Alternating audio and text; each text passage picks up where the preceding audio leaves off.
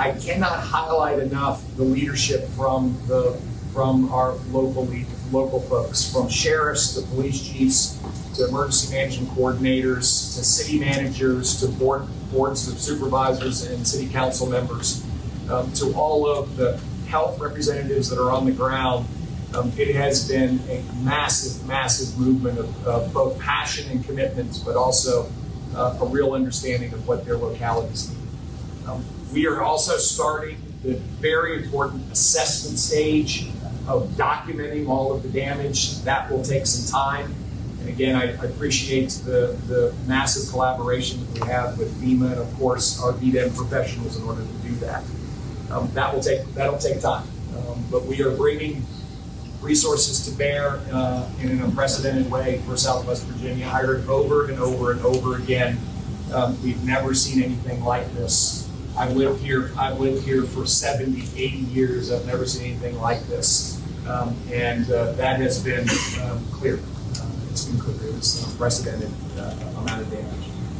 And then finally, the nonprofit organizations have reacted in such a critical and amazingly supportive way. Church groups, United Way, volunteer organizations flooding in and supporting, neighbors helping neighbors. We saw yesterday literally a storage container that had been picked up and mashed on top of someone's home, and all his neighbors were there helping them move it off. This is about Virginians helping Virginians, and it happens at the neighbor level, and it's happened at the nonprofit level.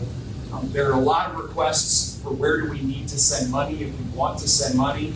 The United Way Southwest Virginia is the best place. They're deployed lots of places. Of course, the Red Cross is working in the entire Southeast region, but to particularly support Southwest Virginia, the United Way Southwest is the best place.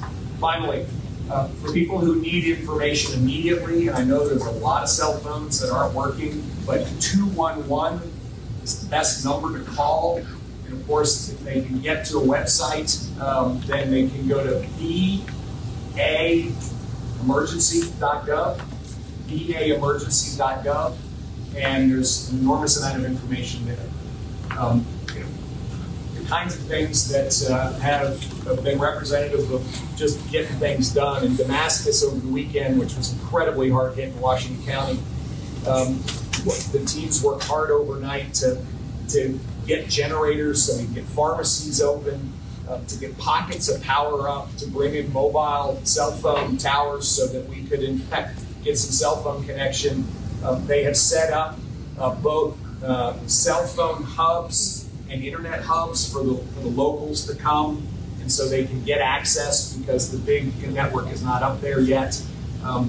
We had the senior leadership from APCO and from AEP on the ground yesterday, assessing how we could accelerate even more in order to get power put up.